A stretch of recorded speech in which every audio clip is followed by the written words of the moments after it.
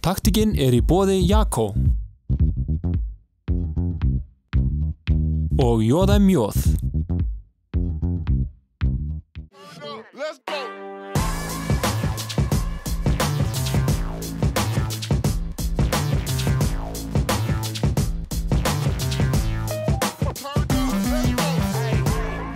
Já, komið sæl og velkomin í taktíkina. Í þessum þætti ætlum við að fjalla sund og til þess ég komið með alveg einstaklega góðan gest til mín í settið, Dýrleif Skjóldal eða Dilla, velkomin. Takk. Það nú komið nokkur ár síðan að þú fórst fyrst onni í sundlaug og heillaðist af sundi, ekki satt? Já, ég veit að orðin gömul og gráhærð. Ég lærði að synda 6 ára hjá Kára Árna og það var náttúrulega bara eins og að koma heim til sín. Svona, ef maður er ábyggilega fæddur hammi, þá er það ábyggilega eins. Já. Ég held að það hafi verið svolítið sem mér. Þú talar að þú hefði bara mátt fara einu sinni í sund á dag, en þú nýttir það skipti sannarlega. Já, það var náttúrulega, þegar ég ólst upp úr miðri síðustu öld, að þá var náttúrulega ekki alltaf til peningar. Þannig að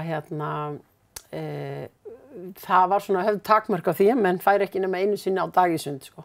Og þá bara skóflaði maður hádegismatnum í sig og var fram á kvöld. Já. Var svo sólbrúnn og sætur og kellingarnar spurðu alltaf hvað af útlöndum ég hefði verið í og ég sagði alltaf að ég hefði bara verið í sundi og þá var maður skammaður fyrir að ljúga fullorðnu fólki.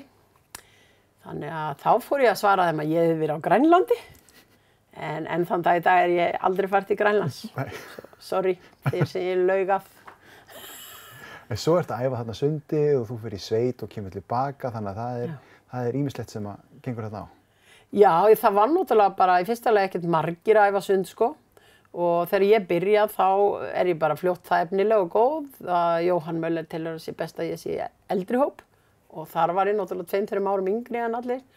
Þetta voru eiginlega bara 2 hópar, sko. Og stóru strákarnir voru náttúrulega 16, 17, 18 ára og svo voru stelpur þarna sem voru komnar í gagnfræðaskólann og meðan ég var bara ennþá í barnaskólanum. Hvernig var það félagslega? Ég held að bara verið fínt. Já. En sundfélagi fékk náttúrulega enga tíma þannilega, þannig að æfingarnar byrjaði á því að stóru strákarnir stungu sér út í hver á eftir öðrum uppi bakkan svona á suðurkantinum með gamla kerinu og syndu skriðsund með miklum bakslagangi til að fæla fólk yfir í hinn endan á lauginni og svo gat æfingin hafist þegar þeir voru búin að fara fram og tilbaka og hreinsa svona eina braut fyrir okkur. Það var eitthvað línur svona til þess að skilja þetta? Nei. Það var bara olnbogarýmið. En svo ferðu út í sundþjálfun, það gerist mikið seinna. Hvernig æxlaðist það allt saman? Já, svo eignast ég börn og fer svo að æfa sem garpur, bara mig sjálfa til að fá einhverja líkamsrækt og sleppa frá þessu heimilshaldi 2-3 í viku. Og þaðan fer ég inn í stjórn Óðins. Það sem að Magga Ríkharðs var þá formaður og vildi endilega fá mig með í stjórn og ég sagði skildu hvar í stjórn ef að þeir fengju þjálfara sem geti þjálfað á morgnana. Af því að strákarnir mínir voru þá í síðuskóla og það var eini skólinn sem var með eftir hádegi. Hann var tvísetinn. Já. Og þeir voru eftir hádegi í skóla og allar íþróttir voru alltaf búnar þegar þeir komu heim úr skólanum. Þannig að þá réðum við hollenskan þjálfara sem var með morgunæfingar sem var megnið af uppistöðinu voru krakkar úr síðuskóla. Og svo vorið að þá fer ég sem stjórnarmaður með þessum þjálfara og teymi til Vestmannaeyja til að taka þátt í Íslandsmeistaramóti. Og hann fær svo botnlangabólgu á heimleiðinni. Þannig að við fórum bara beint með hann á sjúkrahús sem hann fór í aðgerð. Og þá tók ég við og þjálfaði þennan hóp sem strákarnir voru í á morgnana fyrir hann. Já. Og svo haustið eftir, hann hætti þannig sumarið og við fengum nýjan þjálfara og þá fékk Óðinn úthlutað tímunum fyrir innilaugina og útilaugina á sama tíma. Þannig að þjálfarinn sem var ráðinn gat ekki verið á báðum stöðum og þá byrjuðum við Karen Malmqvist, tókum yngstu börnin. Já. Sem að því þá voru 2 hópar af yngri börnum og við vorum semst með yngstu börnin þar. Þetta eru alls konar hópar, það þarna þetta yngri flokkastarf, það afreksstarf, síðan eru garparnir sem talar þar sem að eldri geta stundar líkamsrækt í gegnum sund, svo eru líka hópur fyrir fatlaða sem að ég veit að þú hefur komið mikið á og hefur verið mjög öflugur hjá Óðinn.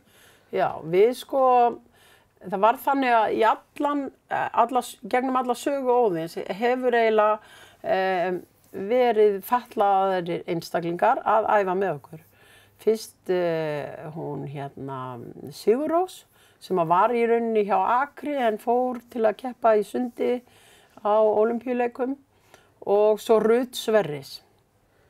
Og Eik og Akur voru alltaf með sundtíma en ekki þannig að það yrðu á þessum tíma sem við stofnuðum þennan stjörnuhóp sem hét fyrst að þá var ekki markvissar æfingar að ræða, heldur bara það að fara í sund hjá þeim.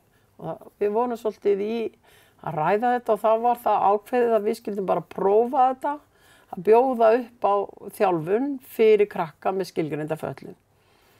Og við byrjuðum,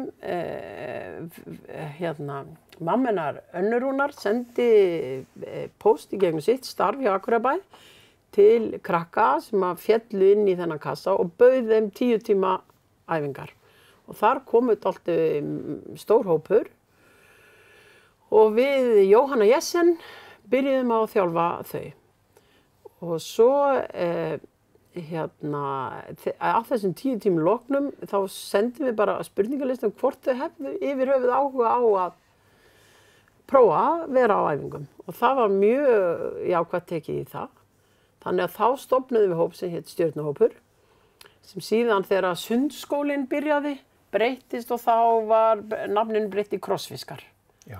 Og þegar síðan að Jón Heiðar flutti hérna í bæinn, að þá voru þau orðin dálítið mörg og það var orðin dálítið mikið bil á milli, sko við vorum með 15-16 ára unglinga og niður í 5 ára börn, eða 6 ára og þá ákvaðum við að skipta, þannig að yngri börnin yrðu eftir hjá mér í krossfiskahóp og það var stofnaður hópur í Akureyrarlaug fyrir þau sem voru svona fermd svona cirka og unglingana sem fékk svo nafni Hákarlahópur og þeir eru starfandi ennþá og Maður sér það sko að fyrir fatlaða þá getur sund verið mjög hentu íþrótta því í vatni eru ýmsar hreyfingar sem eru auðveldari og svo sá ég líka bréf þar sem þið voru að gera upp þessa tilraun ykkar að það kemur sko þessi félagslegi þáttur sko fyrir einstaklinga sem eru jafnvel með eins og einhverfu voru að ná þarna félagslegum tengslum og það algjörlega ómetanlegt. Já, og það var í rauninni það sem við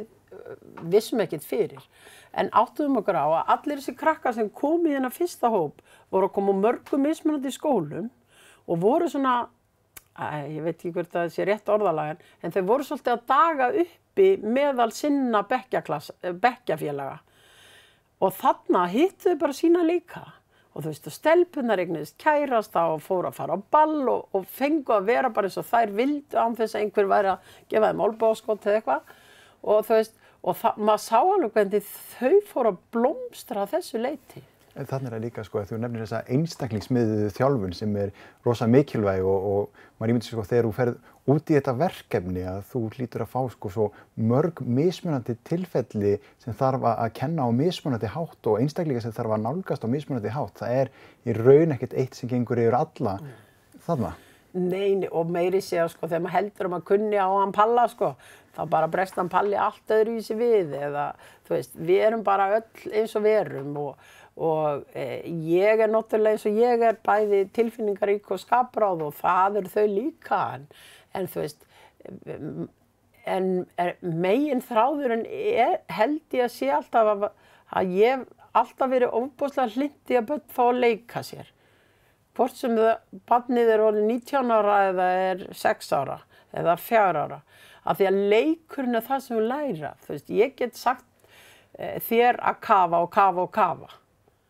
Og þú þorir ekki kaf. En ef þú ert að elta gimstein eða bíl eða Spiderman, þá bara alveg hægt að kafa, sko. Og það svo oft þannig að það sem ég að biðja þau að gera, það vilja þau ekki og svo þegar þau fá leiktíma þá gera þau það. Af því þá það að leika sér. Já, en þessar þjálfunar aðferðir allar, hvernig náður í það? Þetta allt saman bara reynslan eða það voru ekki sundþjálfara námskeið eða hvernig var þetta? Jú, ég farið á nokkur námskeið. Þau eru svolítið mikið svona Excel fyrir mig. Ég bara ekki svona típa. Ég meira bara, sjálfsagt svona löt og vitlausa. Ég nenni ekki alltaf að vera að gera það sama. Svo ég alltaf að reyna að finna upp einhverja aðra leið, sko. Og stundum ég bara að gera eitthvað í lauginni eða ég sé einhvern krakka að gera það og þá bara, þetta frábær hugmynd.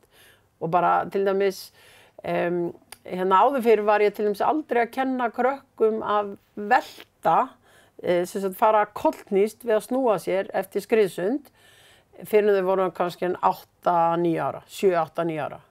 Svo fyrir nokkrum árum síðan var ég að synda, af því ég syndi alltaf með þeim. Af því ég trúi því að krakkar, þau hafi svo mikla þörf fyrir, þau herma svo mikið eftir. Og ég man það þegar áður en ég byrjaði að synda, og ég held að ég hef verið sko svona góð þegar ég byrjaði að synda, að því ég sat svo oft í glugganum á efri hæðinni, þegar búningsklefinn var uppi á efri hæðinni í gömlu sundlauginni, og horfði á krakkana sem voru að æfa með honum, synda.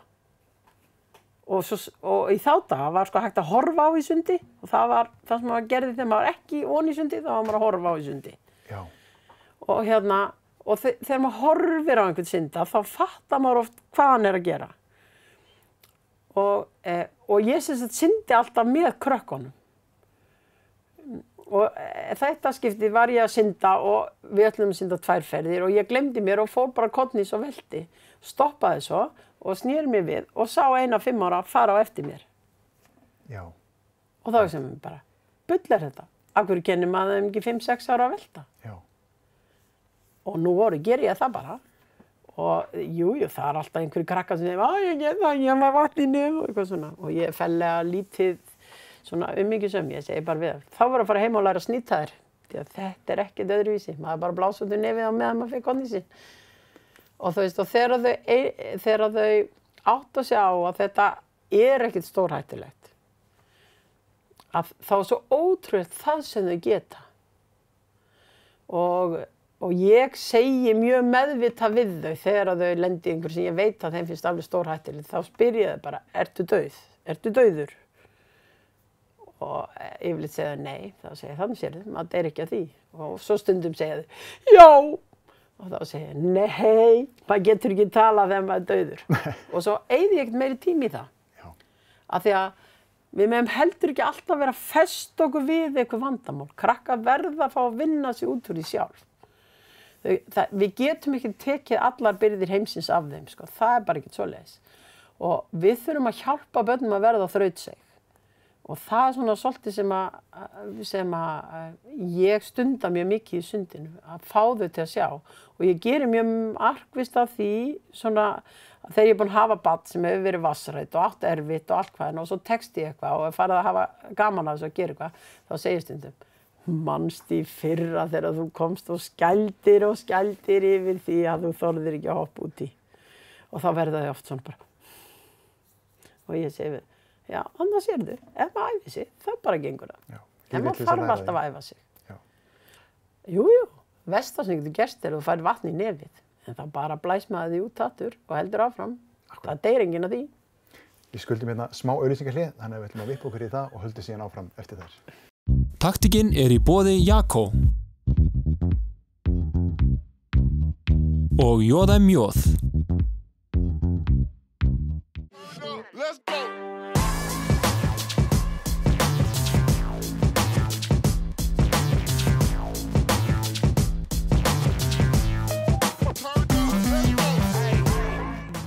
Við höldum áfram hérna í taktíkinni og dýfum okkur inn í seinni hlutan.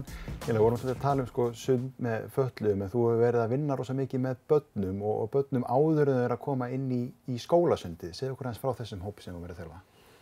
Já, það var nú þannig að við vorum alltaf með þau bara 6 ára. Og svo var farið að biðja hvort það mætti ekki koma, hann væri bara 5 ára og jú, allt í lagi. Ég tók 1 og 2 og 3 og 5 ára og svo bara allt í einu voru þeir orðnir rosa margir 5 ára og þá ákváðum við að taka inn 5 ára hóp og þá fóruð að biðja hvort það mætti ekki koma þegar þeir var 4 ára. Þannig, sko þegar við fórum á 100% húsaleigustyrk, þá fengum við 10 tíma í glerlaug. Og svo hefur bara hópunum fjölgað og ekki tímanum. Þannig að við erum bara ennþá með 10 klukkstundir á viku. Og ég er búin að skera niður alla tíma. Og þú veist, allir hópar hjá mér nema 2 elstu eru bara hálftíma onni í einu. Og það bara kemur einn inn þegar hinn fer upp úr á dýpinu og ég fer á milli. Og það er engin pása, það er bara allt í raunu. Og það vita það náttúrulega allir að það ætla bara að þjálfa hálftíma í viku, jú, það tekst alveg, en leið og einhverju veikur eitthvað, þá missar þetta alltaf mikið úr, sko. Og svo núna er það bara svoleiðis og búið að vera síðan 2000 og, guð má vita hvað, 4 eða 5 eða ég veit ekki hvað, er búið að vera biðlisti hjá Sundfélaginu. Hjá, sem sagt, að fara í sundskólan. Ekkert auglýsand? Nei. Einu sinni gerðu þeir, það var laust 2 pláss, þeir gerðu mér það bölvun að setja auglýsingu í dagskrá og það væri laust í sundi. Og ég var á fundi í leikskólan og þegar ég leit á síman, það voru 58 mist kól á símanum mínum og ég bara, hvað er í gangi? Og þá hafði þessi auglýsing komið út. Og það var sem sagt, ég bara aldrei aftur takk. En hérna, vandamáli er að við 4 og 5 ára börn er ekki hægt að þjálfa upp í Akureyrarlaug. Af því að inn í laugin var settur ægilegu stigi niður fyrir þá sem áttu auðveldar að komast ofan í laugina á grynninu. Þannig að það er ekkert grynni eftir þar. Og hún dýfkar svo hratt, þetta er svo gömul laug, að þetta er bara kannski meter sinnum 2 sem hægt er að vera með börn á, sem eru svona lágvaxin. Þannig að við höfum haft þau í Glerárlaug og ég hef haft þessa hópa frá upphafi og núna í haust voru bara orðnir svo margir á biðlista. Ég hef alltaf tekið inn sem sagt 1 5 ára hóp og 1 4 ára hóp á haustinn að ég bara gat ekki komið við. Það var svo mikið af 5 ára börnum og 4 ára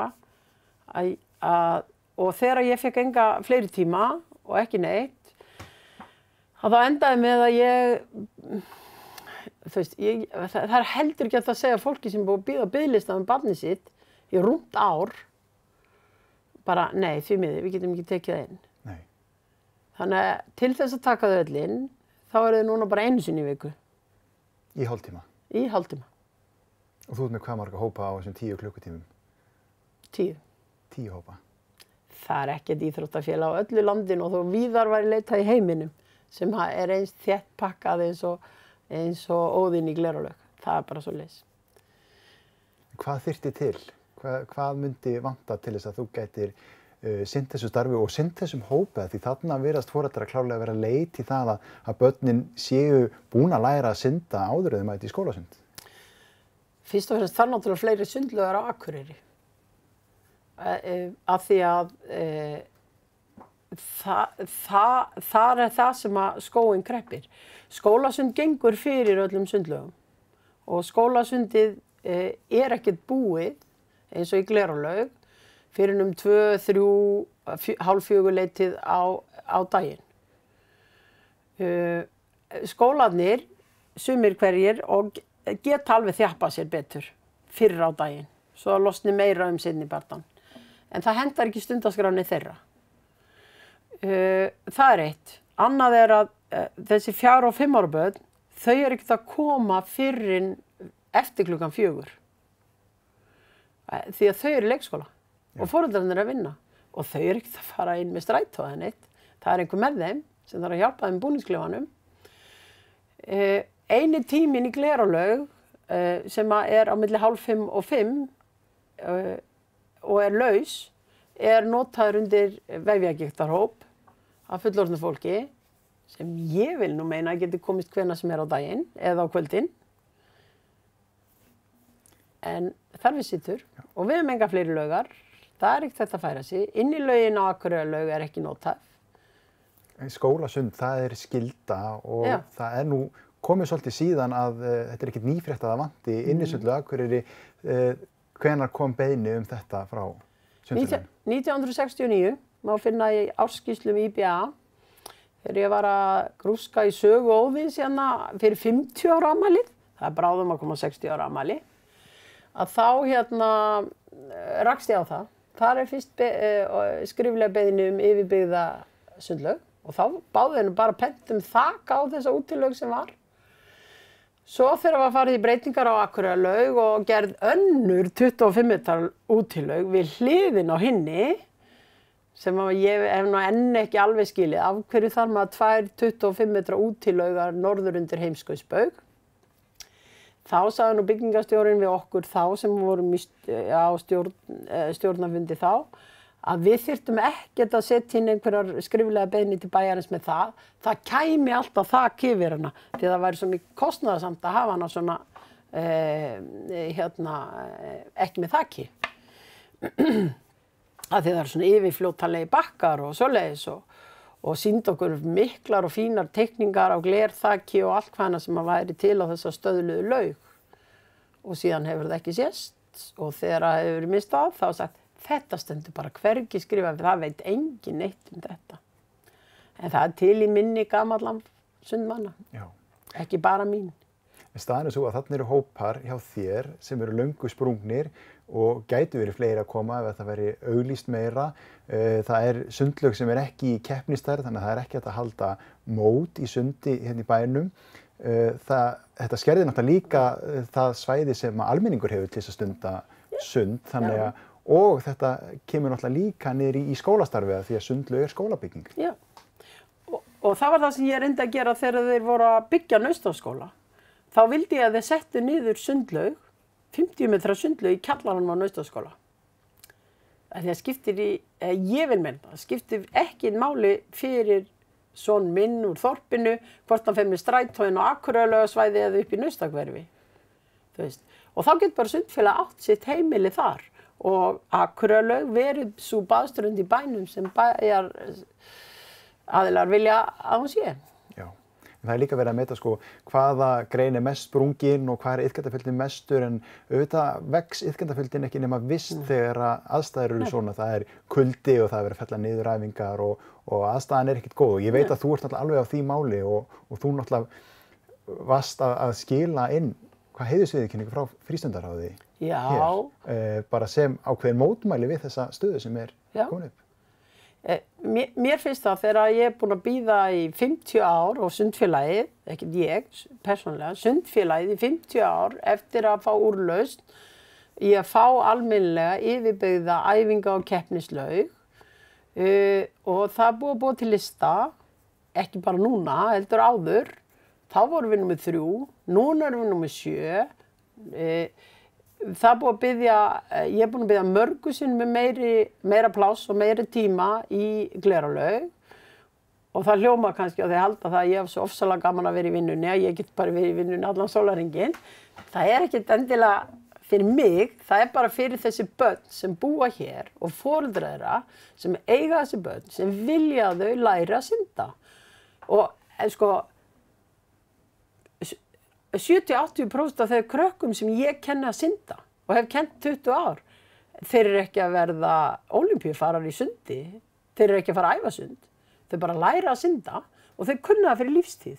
Og ef þau lamast á leiðinni eða verða 107 ára, þá geta þau verið í sundi. En þau geta kannski ekki verið í fótbolta eða handbolta eða einhverju öðru. En í sundi getur þau alltaf verið. Alveg sama hvort þú ert svo fallaðar að þú getur nánast bara hreyft hausinn til að koma þér áfram. En gæti þetta þá ekki nýst hinum íþróttafélögum líka í endurhæfingu og meiðslum og öllum? Að sjálfsögðu. En svo eins og þetta mótahald, það skilar inn pening í kassan og svo sem líka þá sem að skara fram úr að því að þrátt fyrir aðstæðan sé ekki góð þá eru afreikskrakkarnir frá Óðinn að standa sig mjög vel og skara fram úr en maður sér samt sem áður að sjálfsögðu leitaðu annað til þess að geta tekið næsta skref á sínu ferli því að þetta takmarkandi og þetta takmarkandi bara bókstaflega í fermetrum. Já. Og til dæmis núna voru þau að koma fyrsta 50 metra mótinu og þú veist, og þegar þú horfir á barn sem syndir bara í 25 metra laug, þá syndir það bara alveg geysirhratt 25 metra og svo bara eins og það hitti vegg af því að það vöðvaminnið bara, nú áttu að fara að snúa. Já. En svo það áttu eftir ennþá 25 metra af lauginni. Og þú veist, þegar þú æfir ekkert við þessar aðstæður, jú, þú getur alveg synt mörg 100 metra, en það ekki það sama. Það búið að þjálfa þig upp í svona mörg töktekuru áður en þú snýrð þér. og ef að lögin ekki, lengri, þá náttúrulega verður að hafa æfingunum við það. Og við höfum fengið þessa krakka núna undanfari, hafa þau bara, þessi sem eru fann að skara fram úr hjá okkur, þau bara fara. Þau fara frá Akureyri, þau fá enga heimavist í Reykjavík, það ekki til heimavist fyrir framhaldsskóla, þau eru bara komin til útlanda. Já. Og Bryndís Rún fór snemma, hún fór, eftir að Silla fór með Sindra, son sinn, sem að endaði með að gerast bara norskur ríkisborgari, því að það var bara betur hugsað hann sem sundmann, sem norskan ríkisborgara, að þá fer Bryndís og núna eru þar farnar Þura og Sigurjóna til Svíþjóðar og þú veist, þetta eru allt mjög efnilegi krakkar sem við hefum eftir að sjá, þú veist, eins og litlu stelpunar, Þura og Sigurjóna. Ég alveg viss það að ef það halda áfram, þá hefur við eftir að sjá þær í landsliðum Íslands og jafnvel Ólympíuleikum og við máum taka að þeim. En þær geta ekki æft sína íþróttina heima. Nei. Og ég ekki alveg viss að foreldrar sem ættu börn í fótbolta eða einhverju öðru væru voðalega ánægð með það að þurfa að fara að velta fyrir sér hvað gerum við nú, barnið búið með 10. bekk, erum við að fara að flytja út með því eða erum við að fara að stoppa? Já. Sjáðu bara hérna, ætli Ingi Þór hafi nokkuð geta æft stungur og stört til dæmis síðan einhvern tíðan í haust. Og hvað heldur að stungan og startið segir mikið það hver verður fyrstur í mark? Mjög mikið. Akkurat. Já. Þetta bara eitt hluti af því að vera bara úti. Þú þarft að breyta æfingaáætlun þegar að veður til þess og getur boðið krökkunum að fara upp á pall og stinga sér. Við erum búin að aflýsa æfingum oft í vetur, það verður sérstaklega slæmi vetur. Það er búin að aflýsa desembermóti, mót sem að eitt af þessum fáum móti sem við höldum þó bara hérna í heima, Haga, úti og venjulega reglan var svoleiðis að desembermóti sett fyrsta laugardag í desember og svo fresta stanslaust þangað til gefin veður. Já. Og ég man eftir því að við höfum desembermóti í janúar, því að það bara hitt ekki svolítið sá að laugardagurinn væri almennilegur. Og þú veist, það alveg takmörk fyrir því hvað hægt að bjóða þjálfurum, krökkum sem eru að æfa, skólakennurum sem standa úti og eru af því að skólinn fær úthlutað þennan dag, eru nánast allan daginn á bakkanum. Já. Þetta bara ekki boðlegt. Ef þú tekur Hafnarfjörð sem dæmi, þá eru 5 innisundlaugarðar sem þeir geta kennt skólasundi. Og svo eru þau með bæði náttúrulega 50 metra laug og 25 metra útilaug. Nú tíminn hlaupinn frá okkur en þetta heitt málefni sem við erum með í höndunum. Við ætlum kannski að passa okkur að auglýsa þína tíma ekkert allt of mikið, en þrátt fyrir aðstöðuleysi þá heldur þú samt áfram. En þá já. Já. Ég lít að drukkna einhvern daginn. Nei. Á meðan ég hef gaman af þessu og gaman af að vera með krökkunum og sjá það, þessa framfari hjá þeim. Að þá ég bara ánægjuglöð. Ég hef oft velt fyrir mig hvort ég ætti að hætta með elstu börnin og vera bara með yngstu börnin en þegar maður búinn að streða við þau alveg frá þau 4-5 ára og svona 6 ára og þau eru fann að smella í að geta synt löglegt keppnisund og maður er fann að senda þau upp í Akureyri þá bara, nei, maður getur ekki sleppt því. Nei, þú veist, þetta eru mín börn. Þau verða það líka þó þau verið stór og svona. Dilla, takk kærlega fyrir komuna í þáttinn. Áhorfendur, takk kærlega fyrir áhorfið. Við sjáumst þess í næstu viku.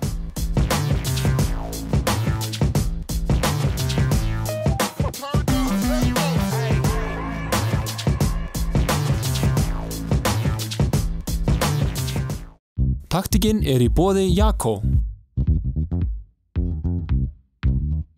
og Jóða Mjóð.